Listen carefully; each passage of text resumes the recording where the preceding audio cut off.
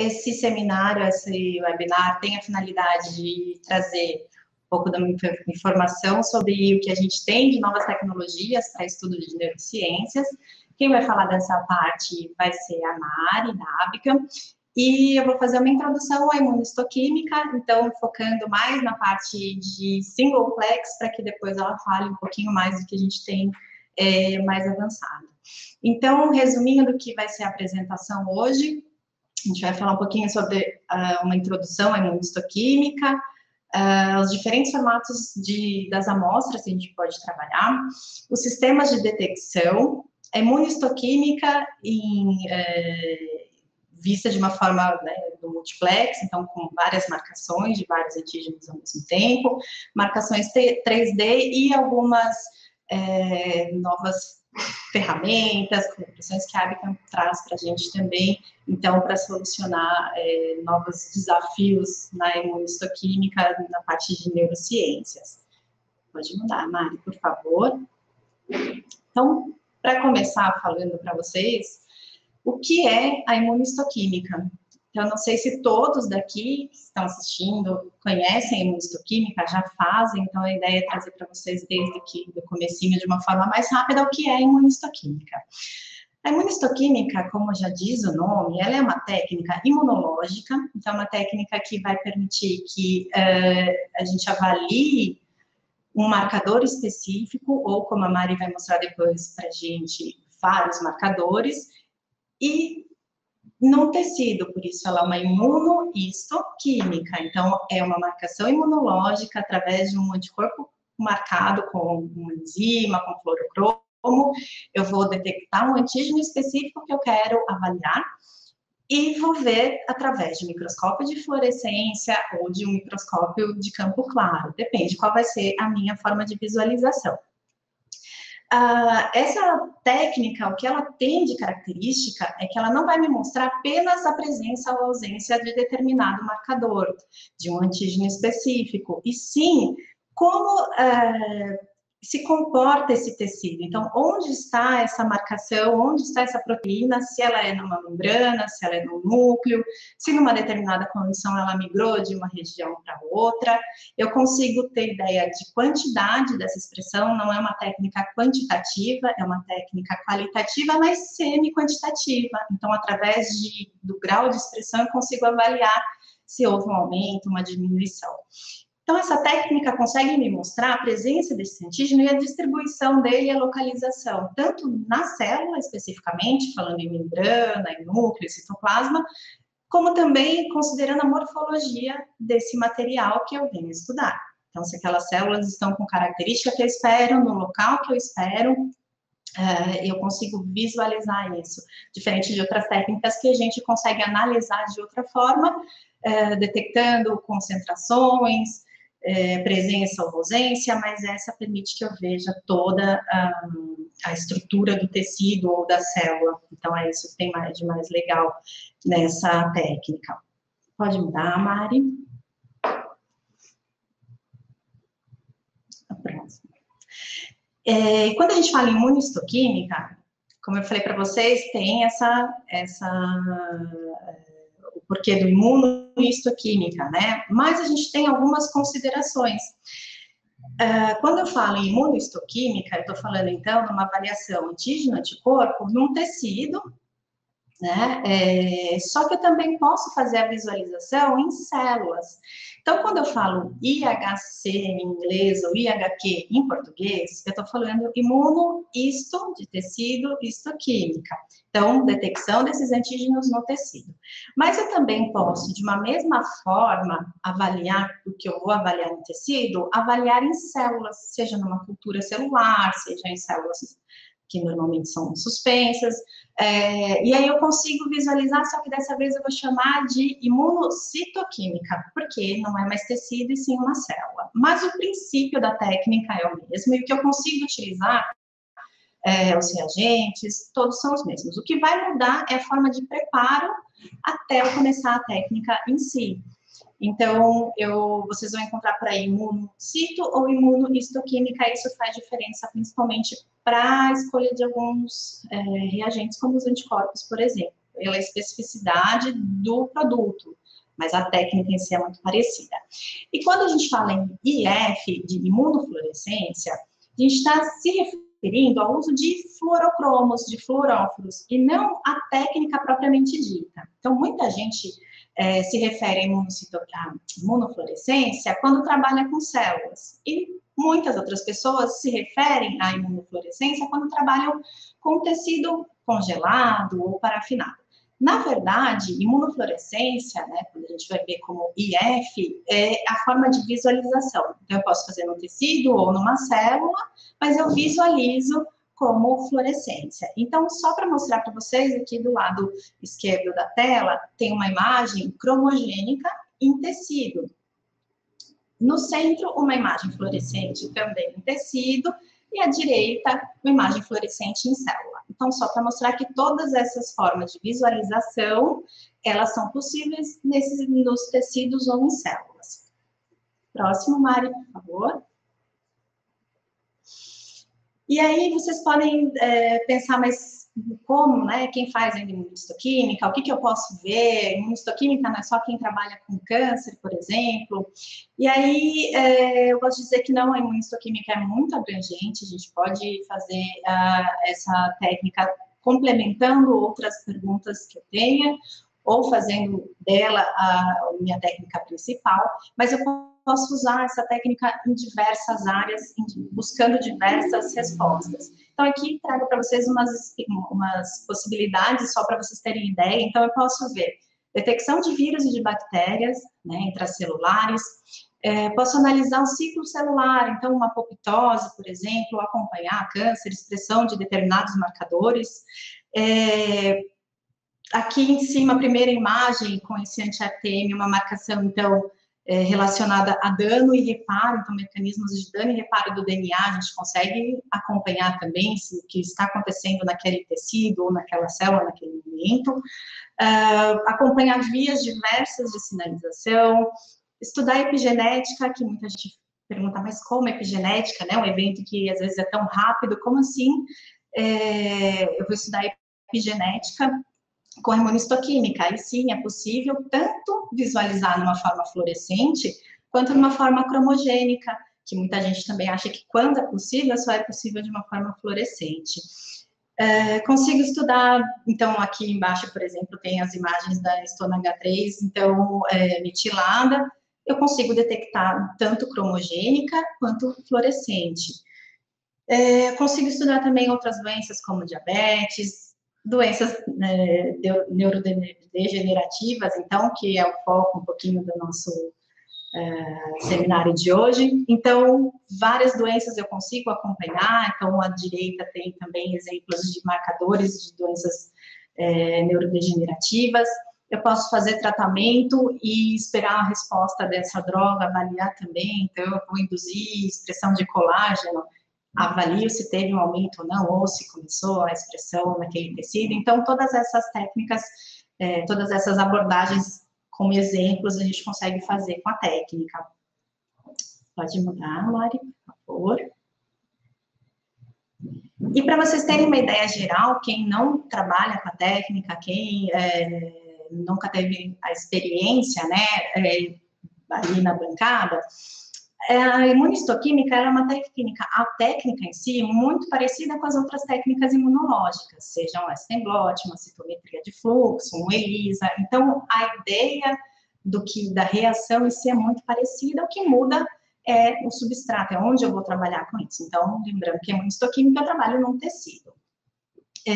O que vai mudar é que, antes de tudo, eu preciso preparar esse material. Então, a gente tem duas fases quando a gente vai estudar uma imunistoquímica. Então, é a fase pré-analítica, que é essa fase de preparo da amostra, e depois a parte que a gente chama de analítica, propriamente dita, que é a fase onde a gente vai fazer a imunistoquímica em si.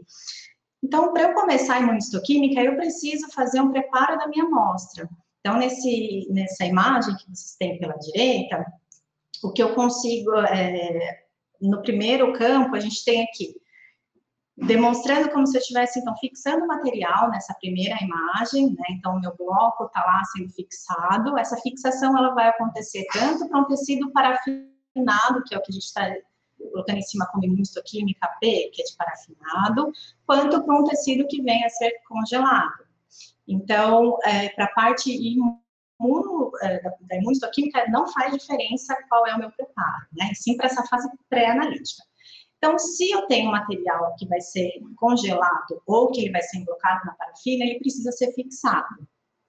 Para parafina, fixado antes, para congelado, fixado antes ou depois. Na segunda imagem, ainda no primeiro quadro, eu tenho como sendo emblocado na parafina, eu vou ter os cortes e vou testar, então, nessa lâmina, eu vou ter agora o tecido, seja ele congelado, já cortado, ou então, se for um tecido que vá para parafina, ele vai ter essa etapa de ser emblocado na parafina, embebido na parafina. Para tanto um quanto o outro eu preciso cortar, então tem as espessuras específicas, eu vou falar um pouco para vocês mais para frente, para que então eu possa trabalhar esse material numa lâmina. Esse material, uma vez na lâmina, se eu tenho material vindo de um congelado, então se é uma imunistoquímica de um tecido congelado, eu já posso seguir para a parte da imunomarcação, que é essa segunda etapa.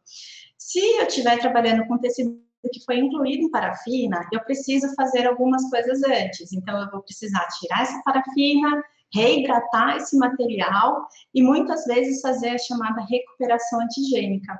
Por conta da fixação num período um pouco mais longo, para usar o tecido em parafina, eu formo pontos de metileno, e isso mascara o meu antígeno, então, o epítopo do antígeno. Então, muitas vezes o anticorpo não vai se ligar ali, porque ele está com um dobramento diferente por conta dessa fixação.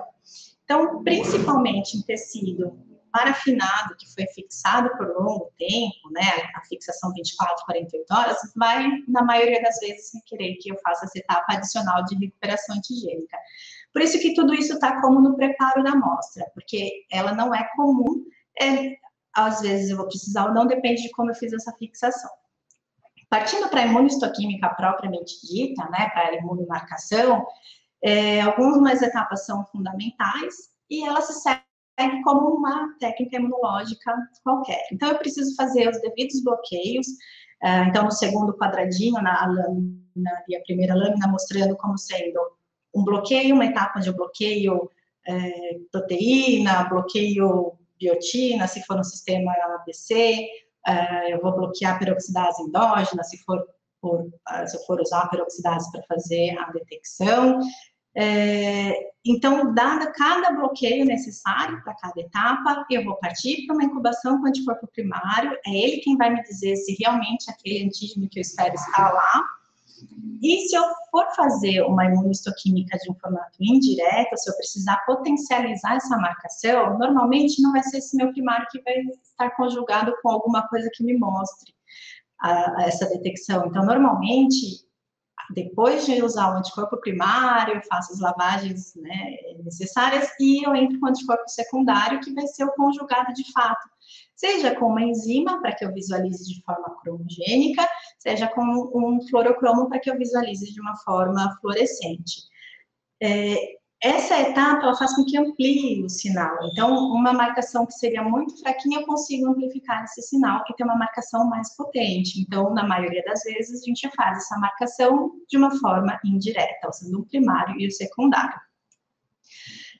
Se for uma fluorescência, após o secundário, eu já consigo visualizar no microscópio de fluorescência. Agora, se for uma enzimática, que eu vou ver por cor, né, colorimétrica, eu preciso adicionar um substrato para essa enzima que está conjugada no meu secundário e colocar um cromógeno para ter essa reação e visualizar o precipitado e visualizar no microscópio de campo claro. Então, essa etapa é apenas para quando eu trabalho com um tecido que eu vá ver, para um tecido parafinado, venha ver de uma forma cromogênica. Pode mudar, Mari, por favor. E aí, falando para vocês, então, a imunistoquímica, de modo geral, é isso, eu consigo ver no tecido ou em célula, vai chamar imunocito, mas ainda é a técnica muito parecida. O preparo da amostra, então, é o que vai ser diferente, se for células, se for tecido parafinado, se for um tecido congelado, o que vai mudar é a fase pré-analítica, o preparo, a fase analítica propriamente dita, esse resuminho, bloqueios necessários, anticorpo primário, anticorpo secundário, visualização ou revelação, se eu precisar usar cromogênica. Então, a ideia para fazer essa introdução, para que a Mari possa falar para vocês depois de multiplexing, de outras técnicas, né, de avanços, de melhorias nessa imunistoquímica. Então, essa parte básica, a gente acha interessante que fique muito claro, né? Então, o que a gente pode ter? A ideia da técnica é essa, e eu posso trabalhar em formatos de tecidos diferentes. Eu comecei falando, se for parafinado, se for congelado, né? Então, o que muda? Eu posso ter um material que ele vai ser parafinado. Então, ele vai ser fixado, vai ser colocado na parafina e vai formar um bloco. Esse bloco de parafina, ele é bastante estável. Então, eu posso armazenar por longo tempo, mais de anos, e esse numa temperatura ambiente, na minha bancada. Essa parafina vai dar estrutura para que eu faça o corte. Então, eu consigo ter algumas características positivas por conta da forma que eu vou trabalhar esse material, né? Então, as vantagens dessa técnica é que eu consigo, além de conseguir trabalhar com ela tempos depois, de armazenar, de ser bastante estável, porque eu trabalho na bancada, eu corto em temperatura ambiente, tudo isso é muito fácil, ela mantém um balanço ótimo entre a preservação dos antígenos e a morfologia desse tecido. Então, eu consigo ter um tecido com a característica de quando ele foi retirado e com antigenicidade, com antígeno ali sem nenhuma mudança, né? Então, um pouquinho, tenho mais etapas do que se eu fizer um tecido congelado, por exemplo, mas eu tenho algumas outras questões que são favoráveis, então, como principalmente essa questão de manter a característica eu consigo ver esse tecido como um todo mais íntegro. As desvantagens, elas se dão pelos mesmos motivos, né? Então, eu preciso fazer etapas a mais, porque eu vou colocar na parafina, então vai me trazer um benefício, mas vai trazer uma desvantagem, que é o fato de eu ter que tirar dessa parafina. Então, eu vou primeiro, antes de começar essa técnica, eu preciso que essa parafina saia do meu corte, né, da lâmina, do tecido. Eu preciso reidratar, porque para colocar na parafina, eu tenho que desidratar esse material. Eu preciso reidratar para ele voltar na característica que ele tinha antes, e muitas das vezes eu preciso fazer esse pré-tratamento, essa recuperação antigênica. Então, aquela fixação que a gente faz com tecido, que vai ser incluído em parafina, essa fixação 24, 48 horas, ela é uma recuperação, uma fixação um pouco longa, uma exposição um tanto quanto longa. E aí isso faz com que tenha, para ter essa fixação, para que a gente não tenha degradação, que é importante, a fixação é importante para não degradar o antígeno nem o material, para ter aquela morfologia, eu consigo fazer esse tipo de fixação, né, ele faz um cross-link. Então, ele faz com que proteínas adjacentes façam ligação entre si, e isso faz com que mascare. Então, eu mudo a conformação dessa proteína. Então, o epítopo que estava exposto antes, ele agora é mascarado. Então, por isso que a gente chama de desmascaramento, a gente chama de pré-tratamento, a gente chama de recuperação antigênica. Então, tudo é a mesma ideia. Expor novamente o epítopo desse antígeno que eu quero avaliar. Então, requer essa etapa. É uma etapa relativamente simples, que tem algumas condições, mas que eu consigo normalmente, dependendo de como foi meu preparo, eu consigo fazer essa recuperação total. E também, o que a gente tem, nesse caso, os cortes, eles têm que ser finos, então eu tenho que trabalhar com material de 4 micrômetros, 3 a 5 micrômetros, né? Então, se eu precisar de um material um pouquinho maior que isso, mais espesso, eu tenho um problema porque eu começo a ter falso positivo, porque o meu material, meu anticorpo começa a se depositar e se ligar de forma inespecífica. Então, tem algumas características que a gente tem que levar em conta para um formato ou para outro tecido. Pode mudar, Mari?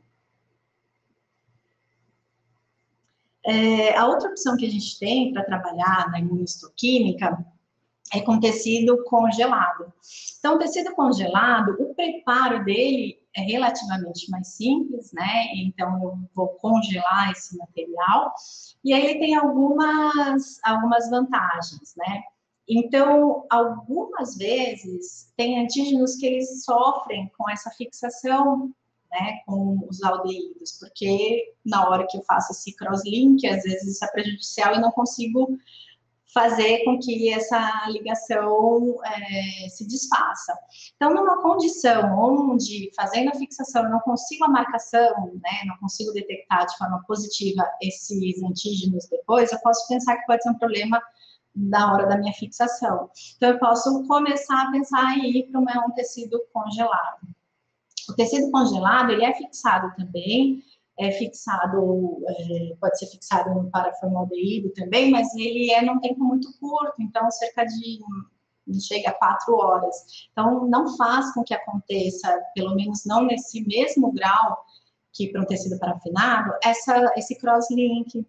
Então, para algumas vezes, essa é uma vantagem. Se eu tenho um problema lá no meu material em parafina, que eu não consigo a marcação, eu posso pensar em mudar para um tecido congelado. Esses antígenos também, eles estão numa forma mais nativa, porque eles não sofreram, né? Não tive que desidratar, não incluí na parafina, não fiz essa fixação longa. Então, trabalhar com tecido congelado também tem um pouco de vantagem, onde eu preciso, se o meu anticorpo foi feito para proteína na forma nativa, então, eu posso pensar também em precisar trabalhar com um tecido congelado. Agora, as desvantagens de usar um tecido congelado é que eu posso ter um prejuízo na morfologia. Então, apesar de tudo que requer, todas as etapas para um tecido ser incluído na parafina e depois ser pré-tratado, ainda assim, eu tenho uma imagem muito melhor de morfologia, e é isso que, na maioria das vezes, eu quero numa imunistoquímica, né? Não só ver se está ali ou não, mas entender todo o contexto desse tecido. Então, nesse caso de um material congelado, eu mantenho a antigenicidade, porque eu mantenho de uma forma mais nativa e eu não faço esse crosslink, mas, por outro lado, eu perco em morfologia. Então, não preserva tanto. Então, eu posso ter cristais se formando e pode romper. Então, tem várias coisas na hora que esse tecido congela. Ele é mais desafiador, tecnicamente falando, porque eu preciso de ambientes controlados, porque o material é gelado, congelado, né? Então, ele não pode descongelar, porque senão eu não consigo cortar, eu tenho que ter ele firme para cortar. Então, eu preciso de um equipamento específico, que por toda essa característica vai ser um equipamento mais caro, que eu preciso de equipamentos para cortar diferentes, né? Eu preciso manter todo esse tecido até a fase analítica, até o começo de bloqueio e anticorpo, eu preciso que ele esteja numa condição totalmente congelada ainda para manter essa característica para que não haja degradação. Essas amostras, elas costumam ser mais frágeis do que o tecido emblocado em parafina, né? Então, eu também tenho essa consideração a fazer, né? Então, sempre que eu trabalhar com tecido congelado, eu tenho que ter um pouco mais de cuidado, porque eles são um pouquinho mais frágeis. Se por acaso eu precisar fazer a recuperação antigênica, porque eu fiz uma fixação no paraformaldeído, mesmo sendo uma fixação mais branda, se houver necessidade, esse tecido vai ser um pouquinho mais sensível, então eu posso ter danos a esse tecido se eu precisar submeter a uma recuperação antigênica. E como uma desvantagem também, normalmente no tecido congelado a gente usa o tecido um corte um pouquinho mais espesso, né, entre 4 e 10 micrômetros, e isso faz então com que eu possa ter esse falso positivo por conta dos anticorpos que eu posso ter os retidos ali e marcando então de uma forma inespecífica. Pode mudar, Mari, por favor? Ainda falando sobre os tecidos, os tipos de tecido, uma outra forma de uso da imunistoquímica é o que a gente chama de free floating. Então, eu vou fazer essa técnica em suspensão. Então, eu não estou falando mais no tecido que eu cortei e coloquei na lâmina, e sim, eu vou fazer toda essa imunistoquímica, toda a parte de bloqueios, de anticorpo primário, secundário, com esse material em suspensão. Porque normalmente eu trabalho com um material mais espesso, então cerca de 40 micrômetros. E nesse caso, então, se eu colocar na lâmina e fizer todas essas etapas de bloqueio, de lavagens, bloqueio de novo, né? Dependendo do que eu vou visualizar, eu faço 3 bloqueios diferentes. Tenho as lavagens entre todas as etapas, as incubações, que são um pouco longas, de 1 hora, depende de qual das etapas, então eu posso acabar perdendo meu material no meio do caminho. Então, normalmente, a gente consegue trabalhar quando há necessidade, né, de trabalhar com um corte um pouco mais espesso, então, essa parte, esse tipo de amostra passa a ser mais interessante. Então, eu trabalho com ela toda em suspensão. Então, eu vou gastar um pouquinho mais de reagentes nesse caso, porque eu vou ter que fazer tudo isso em suspensão, lá em cima da lâmina, né? Um tecido maior, mais espesso que eu tenho ali. Mas algumas vezes é ela que vai me trazer um pouco mais de informação. Então, principalmente para quem trabalha com neurociências, né, com esse tipo de estudo, acaba seguindo um pouquinho mais desses cortes mais espessos que vão trazer mais respostas, né? Então, nesse caso, o free floating tem essa vantagem. Cada tipo de preparo, ele tem um nome diferente, porque tem uma característica diferente, em termos principalmente da espessura, da forma que foi preparado anteriormente, e isso tudo também vai interferir na escolha dos meus reagentes para trabalhar. Então, se eu vou trabalhar com uma técnica de free float, meu anticorpo tem que ter sido testado ali, tem que ser capaz de reagir dessa forma, né? Que é um pouquinho diferente de quando a gente está com material ali fixado numa lâmina, né? Preso numa lâmina. Então, cada um tem sua característica, é importante ressaltar isso também, que eu preciso me atentar, não é somente o formato, mas isso também vai trazer algumas características diferentes na escolha do produto, não na técnica propriamente dita, né? Agora, eu tenho também algumas desvantagens. Então, se eu preciso trabalhar com tecido mais espesso, principalmente na parte de neuro, muita gente acaba usando a técnica de free float, né? Acaba que a gente tem, assim, essa amostra, ela vai ser, a desvantagem dela, né, é que você vai usar mais produto, mais reagente, você vai ter que fazer tudo isso na solução, e você só vai fixar isso numa lâmina, né, só vai reter esse material numa lâmina posteriormente, né, então, e não durante a técnica como todos os outros. Então, isso seria um ponto de desvantagem pela praticidade do manuseio da lâmina também. Pode mudar, Mari, por favor?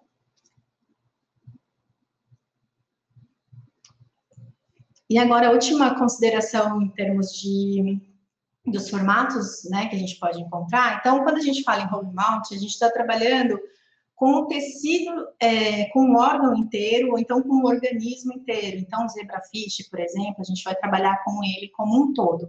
Então, não é nem questão de vantagens ou desvantagens para esse tipo, e sim a informação que vai me trazer. Né? Então, eu vou fazer pedaços grandes, né? Então, são pedaços maiores, além do que eu estou falando do free float, né? Então, eu não vou fazer cortes.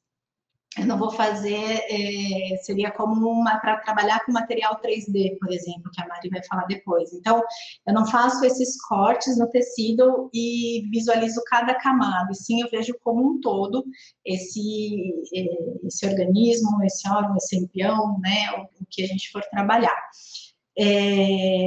Eu vou fazer essa marcação de uma forma muito parecida com a imunocitoquímica, né? Ou então mesmo quando a gente faz a marcação para tecido congelado, apesar de não ter esse corte, né? Eu acabo tendo também um pouco de riscos de ter uma marcação específica, porque é um tecido um pouco mais mais espesso, né, do que o que a gente usa normalmente. Então, todas as etapas que eu vou fazer para fazer essa técnica, elas também requerem um tempo um pouco maior. Então, a fixação tem que ser mais longa, a incubação com primário para que ele penetre, eu tenho que fixar, eu tenho que permeabilizar esse material para que então chegue, né, em toda a região onde eu quero detectar. Então, tem mais as questões técnicas do que vantagem e desvantagem, porque ela é um caso, meio que um caso à parte. A gente quer avaliar um organismo como um todo. Pode mudar, Mari, por favor. E aí, sobre sistemas de detecção, aqui eu vou falar para vocês de uma forma singleplex, né? Então, uma única marcação, mas que é a mesma base, porque a Mari vai falar para vocês depois sobre multiplex, né? Então, sobre como fazer várias marcações ao mesmo tempo. Bom, então, a imunistoquímica, eu falei lá no comecinho para vocês que ela é uma técnica imunológica como todas as outras, né? O que muda é como que esse antígeno que eu vou avaliar está. Ele está em suspensão, ele está no tecido, né? Então, ele está numa célula que eu vou passar no citômetro, ele é um extrato de proteína que eu vou ver no Western blot. Então, é isso que muda, mas a técnica em si, né, a forma de detecção é muito parecida. Só a visualização que vai ser diferente, né? Então, aqui nesse overview, a gente consegue ver que eu tenho lá o meu antígeno na célula, né, no meu tecido. Feito o bloqueio, eu vou usar o anticorpo primário específico. Esse anticorpo primário é quem vai se ligar no meu antígeno e dizer que é ele especificamente que está sendo detectado. Como eu falei no começo, para ampliar esse sinal, normalmente eu não uso uma detecção direta, principalmente se eu for fazer uma detecção cromogênica, apesar da sensibilidade dela. Então, para ampliar essa marcação, eu vou usar um anticorpo secundário. Esse anticorpo secundário vai me trazer tanto uma amplificação do sinal, quanto uma vantagem que com um único anticorpo eu faço várias reações no laboratório. Então, acaba sendo com um custo melhor. Mas em outras condições eu preciso sim, e a Mari vai mostrar para vocês, ter os primários conjugados diretamente. Então, aí sim seria uma imunistoquímica direta. Mas aqui, o comum dessa imunistoquímica de uma única cor normalmente a gente fazer essa amplificação através de uso de um secundário. Então, na primeira linha, a gente tem a imagem sendo uma detecção cromogênica através do uso de enzima. Então, eu vou ter ali o primário detectando meu antígeno específico, secundário conjugado com alguma enzima, normalmente peroxidase ou fosfatase, e aí para visualizar essa detecção, eu preciso de adicionar o substrato e um cromógeno para que quando houver a reação dessa enzima, eu consiga visualizar como nessa imagem do antital. Então, eu tenho essa detecção que a gente chama de detecção cromogênica. Essa detecção cromogênica, só um minuto que desligou.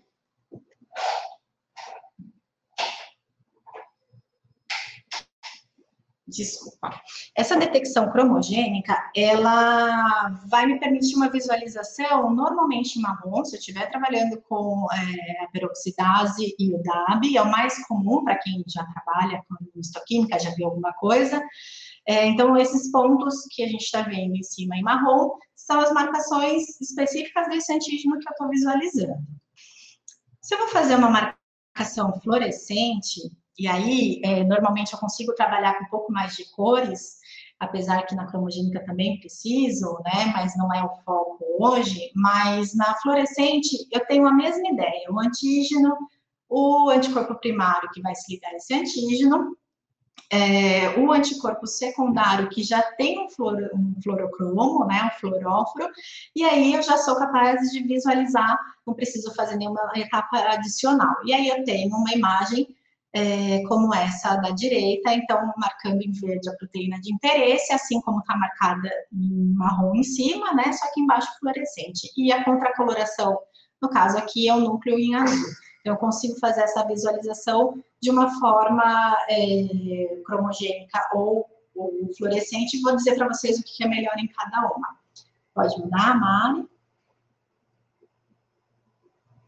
E aí, o que como decidir em qual forma de detecção escolher, né? Então, eu posso fazer cromogênica, posso fazer fluorescente, o que cada uma me traz, em que condição, em que momento eu vou usar cada uma. Bom, elas têm suas características, né? Uma marcação cromogênica, ela normalmente acontece em tecido parafinado. As pessoas têm mais hábito de usar o tecido parafinado para fazer essa coloração através de uma marcação enzimática cromogênica. Mas é possível fazer tanto em célula, quanto em tecido congelado e tecido parafinado. Isso não importa. Importa o que eu quero trazer dessa reação, né? Às vezes é só porque eu não tenho microscópio de fluorescência, só tenho um microscópio de campo claro. Então, ela vai me trazer informações, como vocês podem ver também nessa imagem logo à direita, a primeira imagem. Então, eu tenho o benefício de que ela é mais sensível, então eu consigo uma marcação melhor, eu consigo ver a estrutura do tecido melhor, então eu consigo avaliar a histologia, né? E eu consigo armazenar essa lâmina. Então, eu montei, corei, montei, visualizei, passou um ano, eu quero rever essa lâmina, eu consigo visualizar o que eu vi hoje, né? Então, dependendo do cromógeno, eu tenho um pouco de perda, mas essa perda é relativamente pequena, então, a menos que eu queira comparar o grau de expressão, né, em cruzes, uma cruz, duas cruzes, três cruzes, a menos que eu queira fazer essa avaliação, eu posso voltar a avaliar em momentos posteriores, eu deixo aquela lâmina guardada na minha bancada. Se eu fazer uma investigação visualizando por fluorescência, eu também tenho algumas vantagens e também tenho algumas desvantagens, né? Então, eu consigo imagens lindas, né, com alto contraste, então eu consigo ver essa imagem embaixo, acho que representa bem isso. Eu consigo visualizar separadamente cada canal. Então, eu vou usar quantas cores eu puder naquele meu microscópio, né? E eu consigo avaliar essas cores em separado. Então, normalmente a gente usa verde, vermelho e azul. Azul para contracorar um núcleo, verde para o marcador, azul para outro, e aí vermelho para outro. Então, eu consigo avaliar onde está a marcação de um, a marcação do outro, e depois eu consigo fazer um match dessas marcações. Então, eu consigo depois juntar todas essas imagens e sobrepor e ver numa imagem só como está essa imagem embaixo para vocês. Então, essa é uma vantagem, né, de conseguir sobrepor essas cores e ver sozinho ou tudo ao mesmo tempo, o que eu não consigo na imunocromogênica de cima. Eu tenho que ter essa avaliação, ela tem que ser muito rápida, porque a fluorescência, ela perde, né? Então, eu tenho um problema de não conseguir armazenar como eu consigo armazenar uma lâmina que eu fiz cromogênica. Então, eu tenho que avaliar naquele momento, a minha observação tem que ser rápida, eu tenho que registrar aquela observação, senão eu vou perdendo essa marcação, essa fluorescência vai perdendo. Então, a gente consegue, sim, usar hoje, né, alguns reagentes para que a gente retenha um pouco mais essa fluorescência, mas mesmo assim nada comparado com o cromogênico que eu guardo por anos, né? Então eu tenho que fazer essa análise meio que de uma forma imediata. Pode mudar, Mari?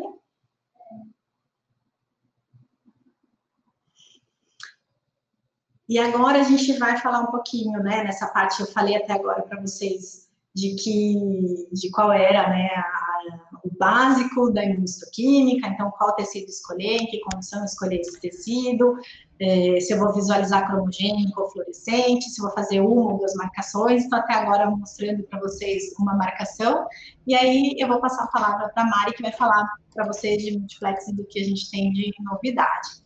Eu vi que tem algumas perguntas, a gente vai abrir para responder ao final, tá? Por isso eu não fui respondendo, espero que não atrapalhe o entendimento de vocês, mas ao final eu vou responder o que for pertinente a essa parte, a Mari ao restante. Pode seguir, Mari. Pronto, seguindo ao que a Daniela explicou em termos de imunohistoquímica, agora vamos continuar e falar um bocadinho sobre a imunohistoquímica multiplexing, que é o ensaio, como a Daniela mencionou, que utiliza os conceitos básicos de coloração do antigênio para detectar vários marcadores em simultâneo. Tem havido um interesse muito crescente em relação à imunohistoquímica de multiplex, porque esta técnica permite, de facto, obter muita informação de amostras que são bastante preciosas, como, por exemplo, amostras de biópsias cerebrais. Mas também fornece informação espacial sobre uma proteína em relação a outras proteínas que estão próximas e em relação à arquitetura geral da região do cérebro que está em estudo. Portanto, temos visto esta metodologia, de facto, a ser aplicada a muitas áreas, incluindo estudos de melhor compreensão dos circuitos e da fisiologia do cérebro, mas também muitos estudos para tentar facilitar a descoberta de vias moleculares que estão associadas, por exemplo, com doenças neurodegenerativas. É muito importante realçar que antes de proceder à imunohistoquímica de multiplex, é importante fazer a otimização do ensaio individual para cada um dos antigénios, antes de investir na imunohistoquímica de multiplex.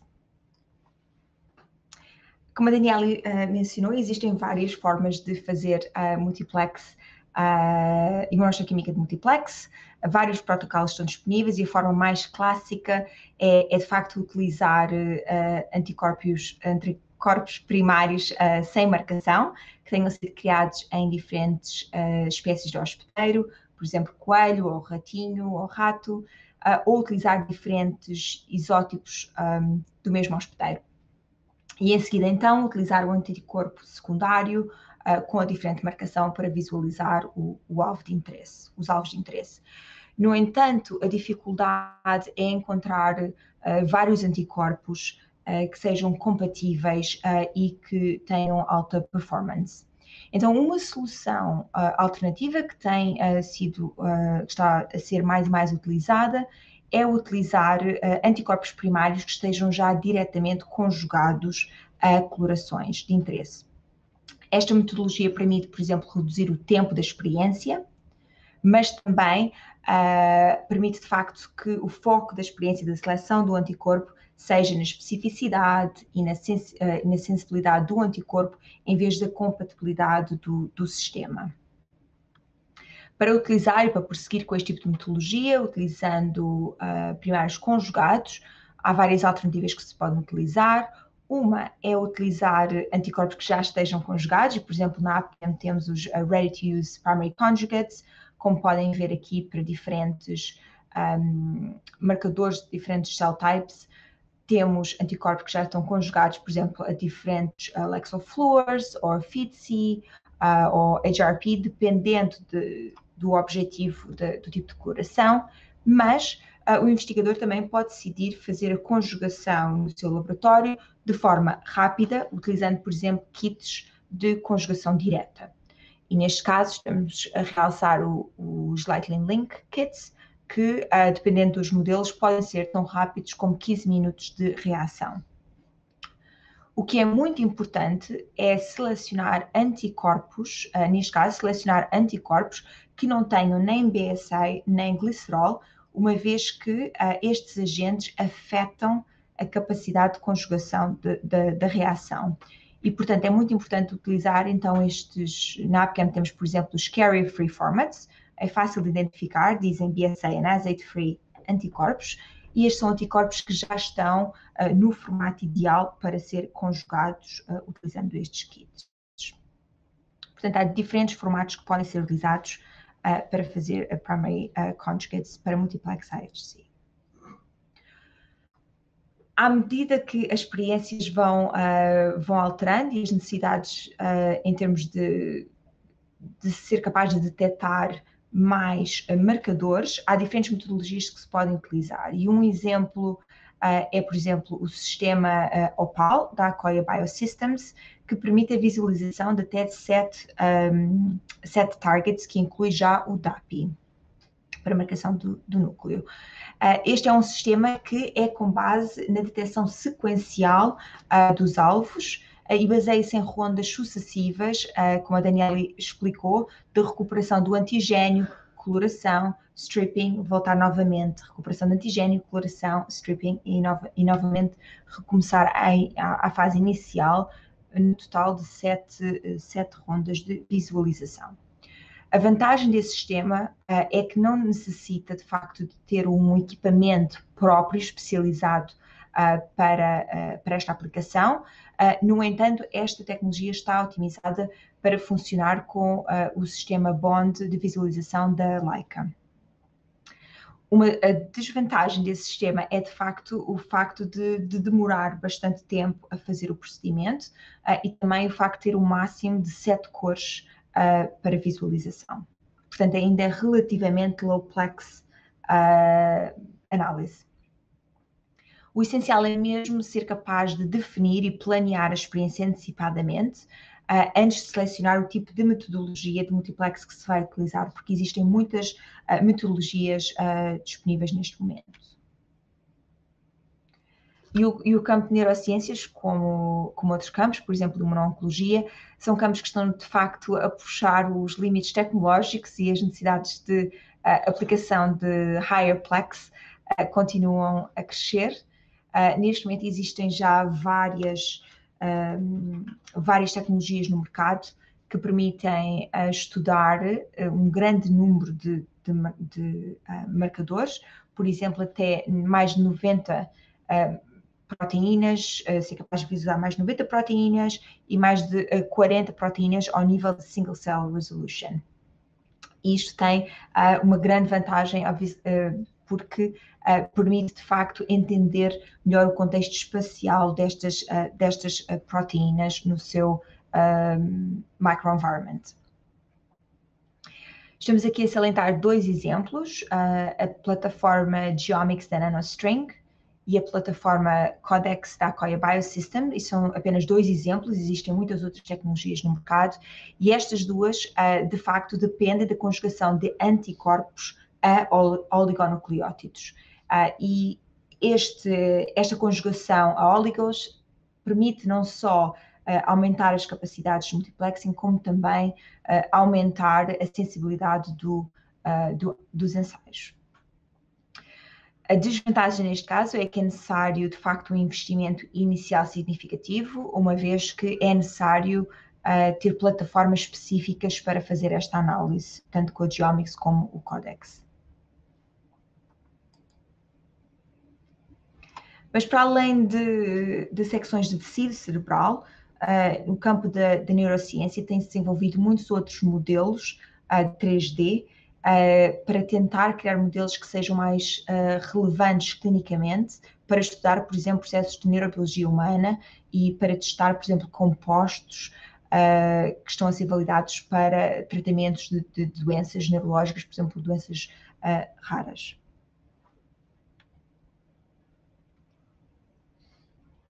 A progressão foi bastante natural, começou-se por estudar primary neurons, muitas vezes de mouse and rat cultures, depois ainda há muito investimento nesta área de desenvolver sistemas robustos de human iPSCs, e também estamos então agora a mudar mais para os sistemas 3D, em que começam-se a estudar esferoides, organoides e mais recentemente a incorporação de sistemas organ-on-a-chip para estudar, de facto, esta componente espacial. A dificuldade em termos nesta área, no caso, por exemplo, de organoids, é de facto conseguir esta consistência e reproducibilidade do sistema de experiência para experiência, que é obviamente muito importante, especialmente se estivermos na área terapêutica. Estamos aqui a mostrar uns exemplos de coloração de organoides, neste caso do choroid plexus, que depois é capaz de desenvolver CSF, e damos um exemplo do lado direito de vários reagentes que são necessários, de facto, para desenvolver o culturing de organoides. Estes são apenas alguns, mas muito importante a parte de caracterização e de culturing dos organoides. Em termos de imaging destes sistemas de 3D, assim como de amostras de tecido que já sejam mais espessas, a Daniela mencionou como as diferentes tipos de técnicas permitem alguma flexibilidade na espessura das amostras de tecido que se estão a estudar. Neste caso, por exemplo, se quisermos estudar 1 milímetro de de amostra cerebral, começamos a ter dificuldades em termos de penetração do anticorpo. E, portanto, existem já várias tecnologias, métodos, neste caso que não necessitam de equipamento, para fazer o tissue clearing ou para fazer a transparência do tecido a nível óptico. A Clarity e a iDisco são apenas duas de várias tecnologias, estas são as mais populares, formas de fazer, de facto, o clareamento do tecido antes de fazer a coloração com os nossos anticorpos de interesse. Muito importante, e no caso de iDisco, que é um sistema que funciona à base de tratar o tecido com soluções crescentemente mais concentradas com metanol, é muito importante fazer validação dos anticorpos previamente com a solução em metanol, antes de investir significativamente nestas técnicas que requerem maior quantidade de anticorpo e, como tal, começam a ser mais caras para desenvolver. É também importante ter atenção na escolha do target, uma vez que, por exemplo, uma proteína que seja muito abundante e que tenha uma expressão ubíqua pode acabar por fazer o overwhelming do tecido e ser difícil depois de ver a expressão das outras proteínas que estamos a tentar comparar. Portanto, bastante importante a parte do planeamento experimental antes de desenvolver a técnica. A Visicol, em parceria com a Abcam, temos também a permitir desenvolver soluções que podem apoiar neste tipo de visualização, e temos, por exemplo, um Tissue Clearing Kit que pode ser utilizado em acompanhamento com a tecnologia da iDisco, portanto é compatível com a iDisco para ajudar a facilitar este processo que ainda assim é tecnologicamente complicado.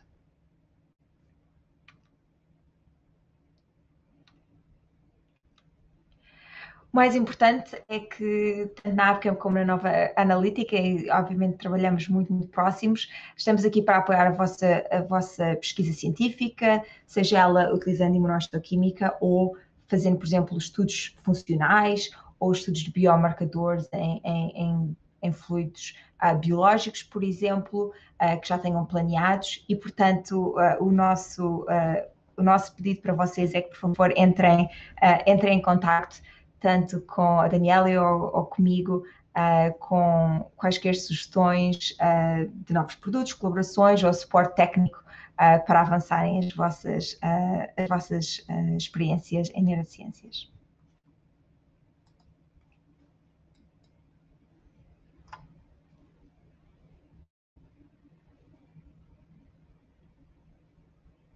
É excelente já estar a começar a ver algumas perguntas a aparecerem. Excelente. Sim, excelente apresentação, Mariana e Daniele, muito obrigada. O público fez aqui, os participantes fizeram algumas perguntas. Dani, você pode entrar, por favor? Vai ligar sua câmera, na verdade. Tá aí? Isso. Eu vou, bom, lendo aqui as perguntas, e aí vocês, acredito que as primeiras sejam mais direcionadas para a Daniele. A Ilma Oliveira da Paixão perguntou, tem uma dúvida, na solução de permeabilização Triton, qual a diferença de ir PBS ou não? Já vi sendo usado das duas formas, em PBS. Dani, tá mudo o seu fone. Da Mariana também, tá mudo, tá? Só para as duas. Perfeito. Dani ainda não. Ainda está. Ainda está mutada. Deixa eu desbloquear o seu microfone. Foi, Dani? Agora já está. Tá. A dúvida é o uso do PBS? Tem uma dúvida. Na solução de permeabilização Triton, qual a diferença de ir PBS ou não? Já vi sendo usado nas duas formas, em PBS... PBS ou BSA? A dúvida. BSA, desculpa, ela corrigiu aqui. Tá. Porque o PBS, né, é a solução. Bom, o BSA, ele é usado várias etapas, porque ele vai fazer com que a gente já faça um bloqueio. Então, toda vez que eu tiver alguma proteína que não interfira na minha reação, então, normalmente a gente pode usar um BSA, pode usar um leite, que também não interfere diretamente, não necessariamente, né, na minha reação. Então, toda vez que eu uso um bloqueador, uma proteína, ela já vai fazer a função de bloqueio. Então, eu já, junto com a permeabilização, eu posso fazer esse bloqueio, eu posso usar esse bloqueador junto na hora de fazer a minha incubação com primário. Então, toda vez que eu adicionar alguma proteína, eu vou favorecer estabilidade. Se eu estiver trabalhando com anticorpo primário, ele vai trazer estabilidade para o meu anticorpo que já está diluído, ele vai ajudar a manter ligações específicas. Então, basicamente, eu fazer o bloqueio. Não é o momento crucial de se ter o BSA na hora de fazer a permeabilização, e nem sempre eu vou precisar fazer a permeabilização também, né? Então, depende do que eu estou fazendo. Se eu vou trabalhar com célula, com tecido, normalmente eu não preciso. Algumas formas que eu fixo já tem essa permeabilização. Então, o BSA vai agir mais como já começando um bloqueio, se já tiver com esse tecido na lâmina. Ok. Vou para a próxima. Daniel Mendes Filho. Tem algum método de recuperação antigênica que seja mais indicado para tecidos congelados? Na verdade, não. A recuperação antigênica ela acontece de duas formas. Uma é pelo calor, com adição do pH, então pH 9, pH 6, pH 10, então eu vou ter um citrato para me dar um pH 6, vou ter um EDTA, vou ter um tris EDTA. Então, a solução com pH ela vai favorecer a recuperação que acontece pelo calor. E, paralelo a isso, eu tenho uma recuperação que pode acontecer enzimática. Os dois vão trazer um pouco de prejuízo com o tecido congelado, né? Ele não tem essa estrutura para sofrer essa parte de recuperação. Então, não tem uma específica. O ideal é que não seja necessário fazer a recuperação no tecido congelado. O que você pode fazer é trocar se for um tecido congelado, né, trocar o seu fixador. Então, usar, de repente, um metanol ou um etanol que ele já vai permeabilizar e sem fazer esse crosslink, por exemplo, né? Então, o que faz esse crosslink para precisar dessa recuperação é quando eu uso formaldeído, paraformaldeído, formol. Então, se eu mudar para um álcool, para um metanol, para um etanol, eu não corro esse risco de ter que fazer recuperação. Só que o metanol também pode trazer prejuízos para alguns marcadores. Então, tudo isso é uma questão de ajuste, de entender qual é o seu material e qual a necessidade, mas não tem uma recuperação específica para tecido congelado. Perfeito. Catiane perguntou, é possível fazer a marcação com resina acrílica em vez de parafina? Sim, sim. A gente fala parafina porque ela é a mais comum, né? Mas eu tenho outros agentes para fazer blocamento, eu posso sim. Tá. Ana Cláudia Custódio da Silva. Posso fazer dupla marcação, usar um cromógeno para uma determinada enzima e utilizar um secundário fluorescente? Juntar cromogênica e fluorescente? Na verdade, a gente pode fazer várias coisas, né? Eu posso fazer cromogênica com mais de uma cor, usando mais de uma enzima e usando mais de um cromógeno para aquela mesma enzima. Então, eu posso usar uma reação muito parecida com o que a Mari falou para o opal. Eu posso fazer um multiplex, então, de várias etapas, com cromogênico, então eu posso usar uma enzima peroxidase junto com uma enzima fosfatase, que são substratos diferentes e cores diferentes, ou eu posso usar uma peroxidase numa etapa, né, como a Mari falou, eu faço as incubações, aí eu faço a coloração, então eu vou ter o DAB ali, principalmente depositado no tecido, eu venho e faço toda a reação de novo, stripping para tirar esse anticorpo primário e esse secundário, começo a imunistoquímica de novo, e aí eu vou fazer uma outra cor para o mesmo substrato, para a mesma enzima. Então, vou usar um cromógeno azul, um cromógeno vermelho. Isso falando na cromogênica enzimática. A fluorescente, junto com a cromogênica, não vai me trazer uma informação, a mesma informação ali. Eu vou ter que usar microscópios diferentes, visualizar coisas diferentes. Eu posso sim usar, mas se eu não tirar o meu anticorpo, eu vou competir. Então, se eu for usar um anticorpo secundário, meu secundário com cromogênico, com uma enzima, já está ali ligado no antígeno. Então, eu tenho que desenhar bem o meu ensaio. Não são ensaios que se impede de fazer um com o outro, né? Não sei qual seria a ideia de fazer um ensaio desses.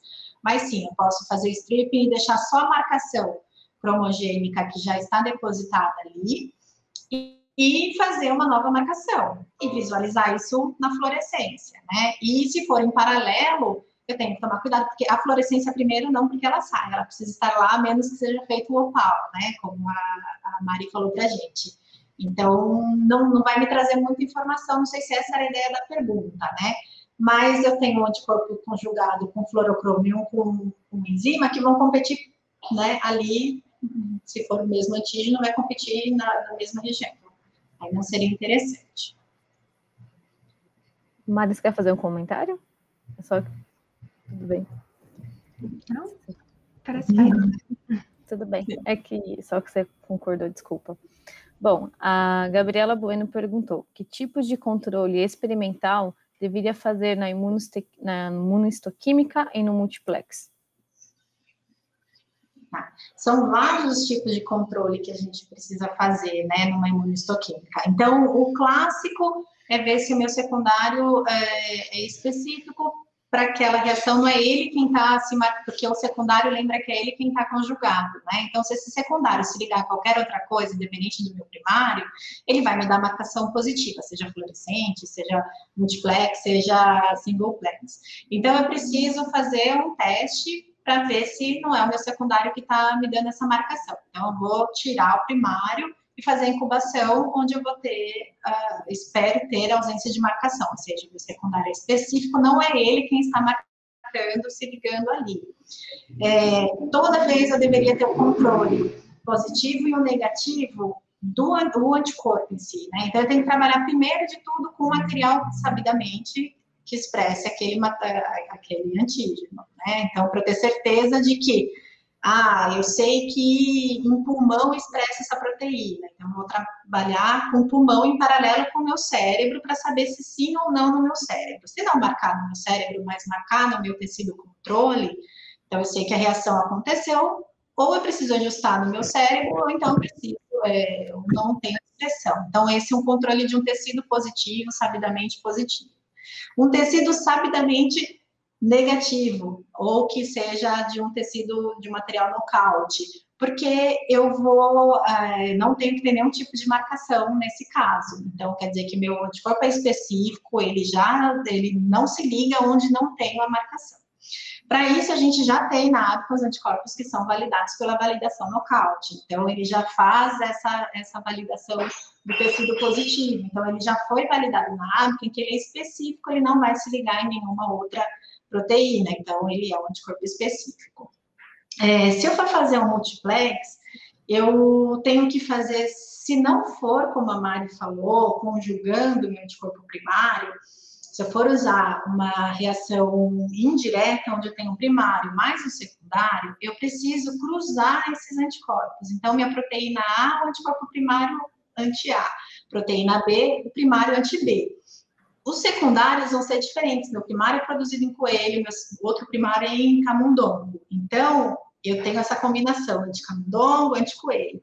Eu cruzo esses anticorpos secundários para ter certeza de que eles não vão reconhecer de forma cruzada. Porque se um secundário reconhecer os dois primários, eu vou ter a marcação de qualquer coisa ali. Então, num multiplex, sendo numa metodologia indireta, primário e secundário, eu preciso fazer esse controle adicional. Perfeito. A Mariana Monteiro está perguntando se a ABCA disponibiliza de marcadores para fluidos cerebrais. Eu posso responder a esta, talvez? Sim, sem dúvida.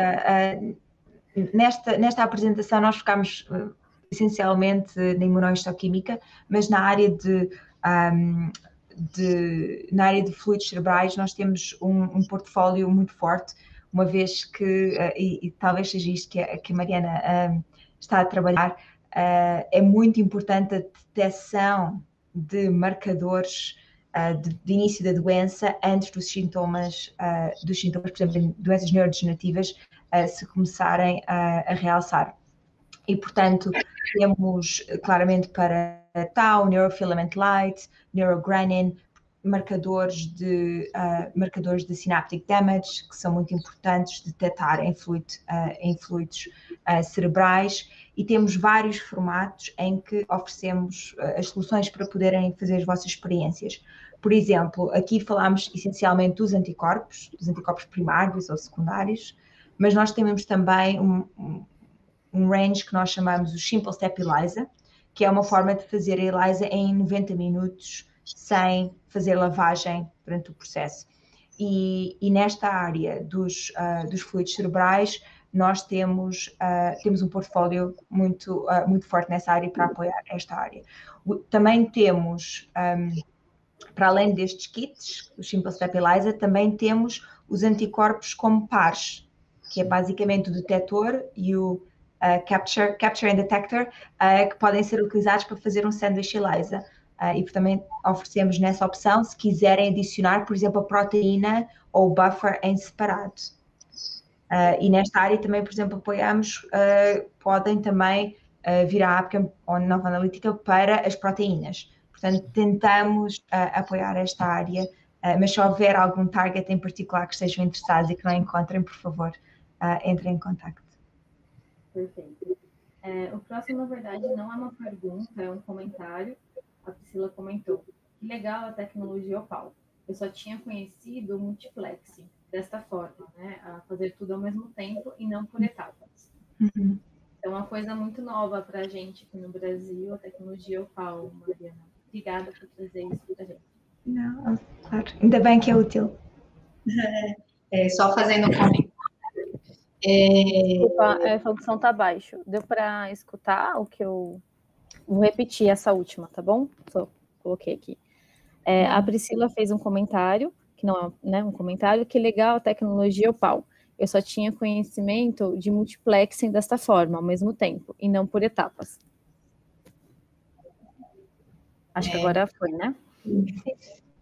Sim, fazendo um comentário só, é muito legal porque não era o foco aqui, né? Mas na cromogênica, imunohistoquímica com enzima, como eu falei, né, até respondendo outra pergunta, é possível que a gente faça muito parecido com o Opal, né? Mas é para cor, então a cor vai se precipitar ali, você vai fazer toda a reação de novo e continua mantendo aquela cor. Aí você faz uma segunda etapa, uma terceira, se for o caso, se não for possível fazer tudo ao mesmo tempo, né? E na fluorescência a gente não tinha isso, porque é um anticorpo conjugado com fluorocromo, e se você passar, você tira. Se você fizer stripping, você tira o anticorpo dali. Né? E a fluorescência não vai resistir a esses tratamentos todos. Então, na fluorescência, a gente não conseguia fazer de fato. É bem legal ter essa informação que agora é possível, né? Sim. E outra coisa que é importante, se eu posso adicionar aqui um comentário, outra coisa que é importante é a posição no Opal. É muito importante saber qual é que é o primeiro anticorpo que vai ser utilizado na primeira etapa, na segunda e na terceira. Uma coisa que nós tentamos fazer é tentar otimizar esse processo e focamos essencialmente em marcadores celulares, por exemplo, do glia, astrocytes, microglia, neuronal markers, porque esses muitas vezes são utilizados para que vocês não tenham que estar a estudar e otimizar as diferentes posições no sistema Opal. Mas é muito poderoso como sistema. Antes de passar para a próxima pergunta, eu vou lançar aqui na nossa página 4 questões, e se puder vocês votarem, são 4 questões rapidinhas, assim, não... Enfim, nós agradecemos, tá? Enquanto isso, eu vou fazer a próxima pergunta. A Gabriela Bueno perguntou: o iDisco seria indicado para clarear o cérebro todo ou é mais indicado para clarear fatias, né, slices, o iDisco? O iDisco pode ser utilizado para os dois. essencialmente é utilizada a partir do momento em que a amostra é demasiado espessa e, portanto, o anticorpo não consegue penetrar corretamente. Essa é a principal razão. Muitos cientistas tendem a utilizar apenas em tecido, uma vez que à medida que se vai aumentando a amostra, por exemplo, o cérebro inteiro, acaba por ser um investimento mais significativo, porque é preciso submergir todo o cérebro ou um hemisfério em anticorpo em solução, e também o processo de clareamento demora mais tempo, mas certamente pode ser utilizado para as duas abordagens, e nós vemos muitas as análises, por exemplo, em termos de circuito, para tentar entender os circuitos e como os neurónios estão associados e as conexões estão a ser desenvolvidas, utilizando iDisco, por exemplo, para um hemisfério cerebral. Uhum. Na verdade, eu tenho uma pergunta agora. É sobre ainda iDisco. Como eu comentei com você, eu fiz o Clarity, né, no meu doutorado.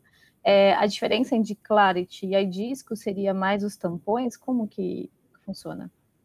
Sim, o Clarity, o método é um bocadinho diferente, utiliza como, eu sei que a Gabriela sabe, mas é à base de hydrogel embedding, portanto, enquanto este é um solvente, é através do metanol, neste caso é hydrogel embedding, portanto, funciona através de eliminar os lípidos utilizando o STS.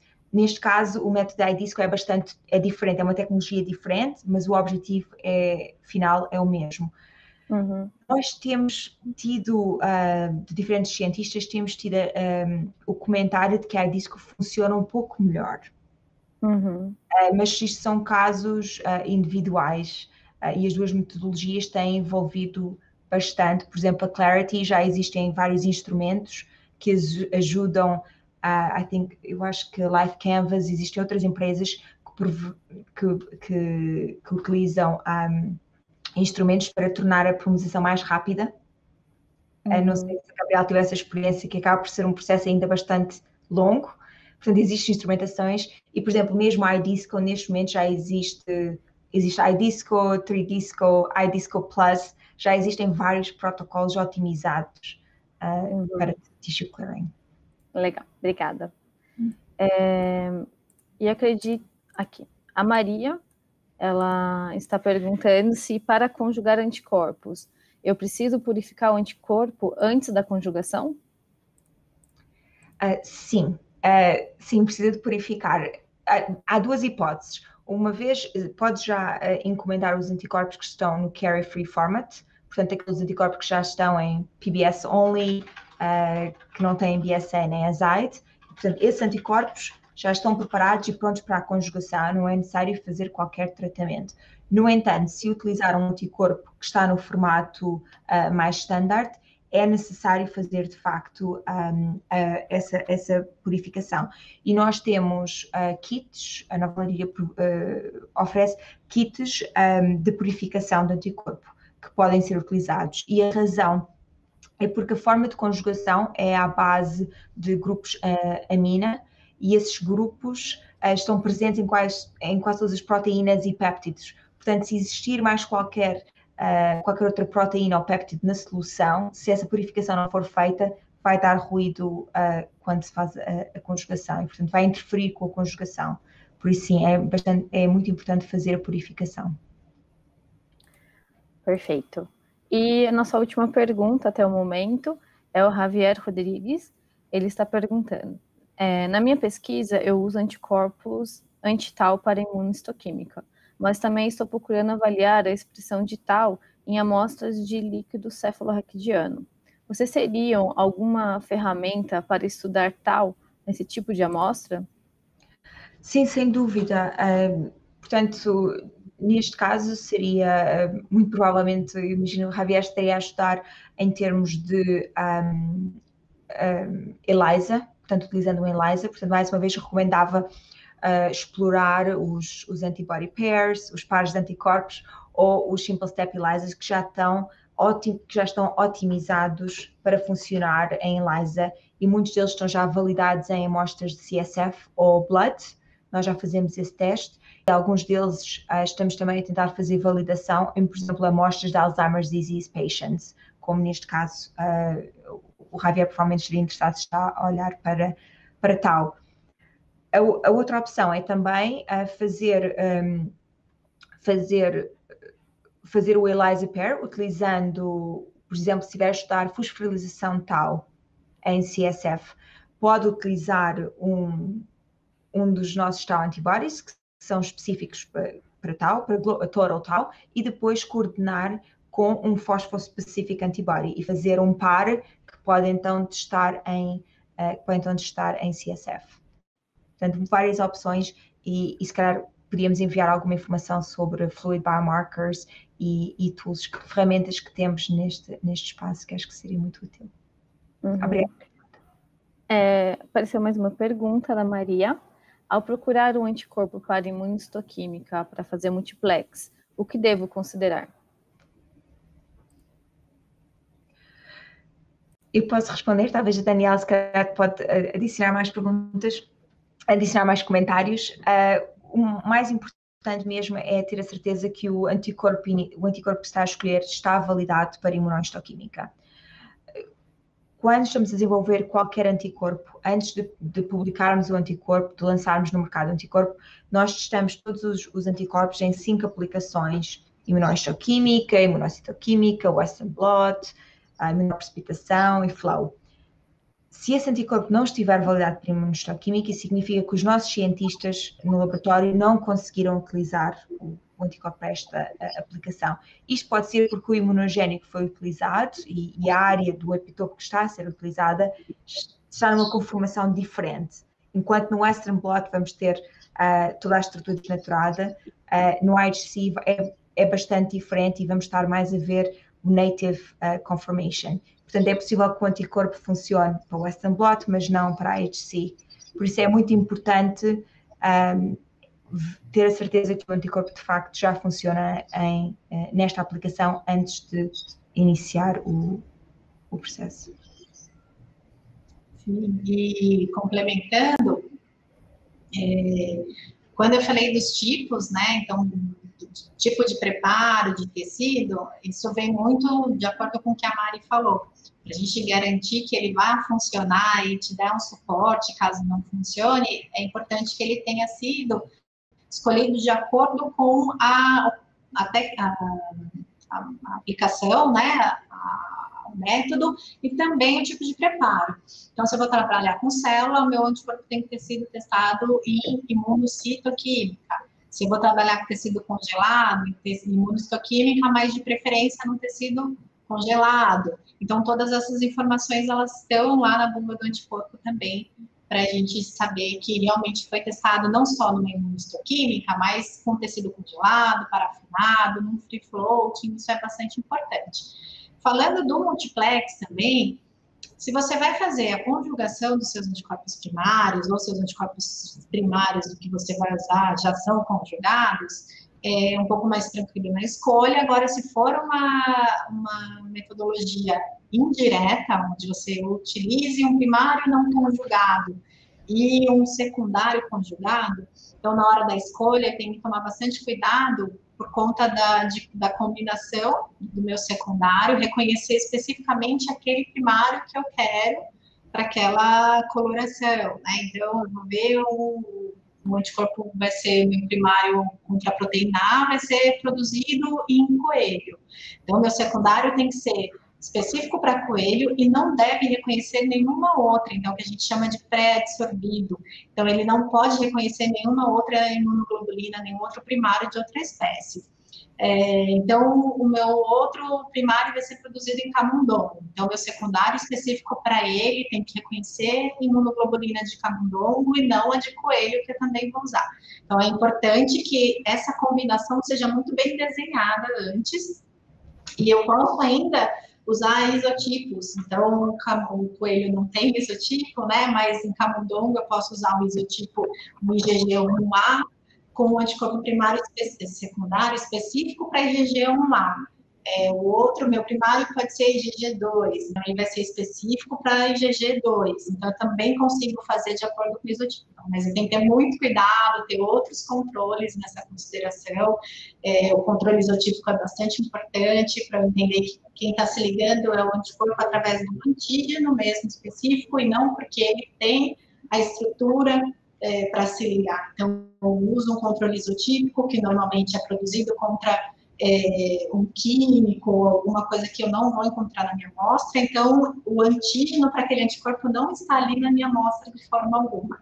Então, se esse anticorpo ainda continuar se ligando, quer dizer que a estrutura dele é quem está fazendo ele se ligar no tecido. Então, quando você vai fazer um multiplex, é extremamente importante ter esses controles, não só escolher bem o seu anticorpo, mas como vai ser o seu controle, para saber que cada marcação é ou não, né, ela está ou não ali, porque é específica.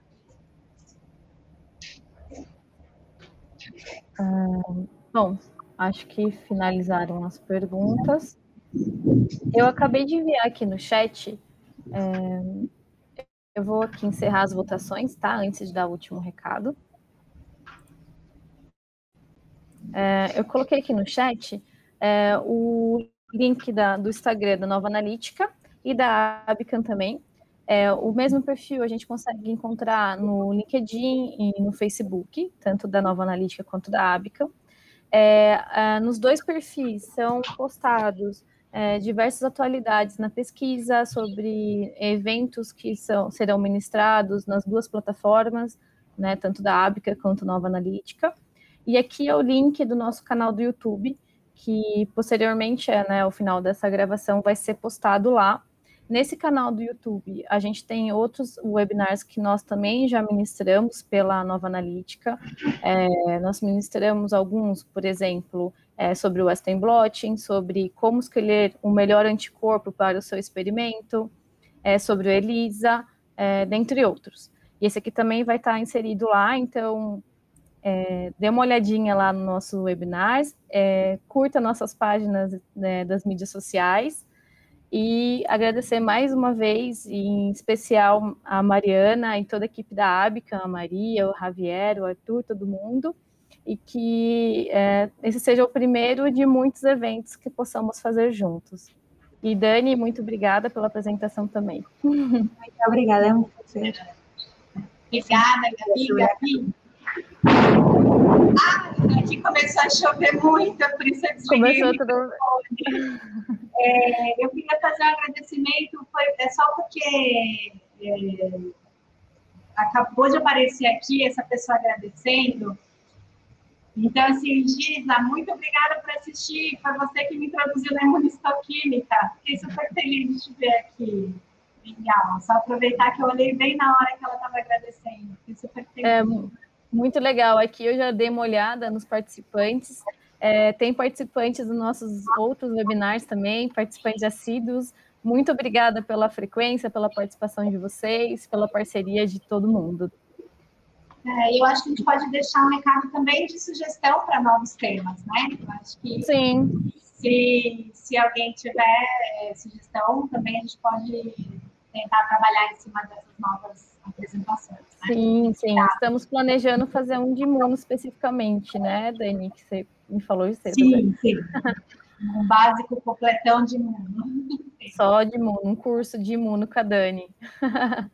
Mas deixa nossas sugestões e eu vou escrever... calma aí. A gente tinha o nosso... Mariana, se você quiser escrever o seu e-mail aqui no chat, que estava na última slide da apresentação, eu vou escrever o nosso também. Já tivemos sucesso na dica aí de fazer um de imuno. O pessoal está gostando, então legal. A gente vai divulgar nas redes, então fiquem de olho, porque em breve a gente vai fazer e divulga para vocês também.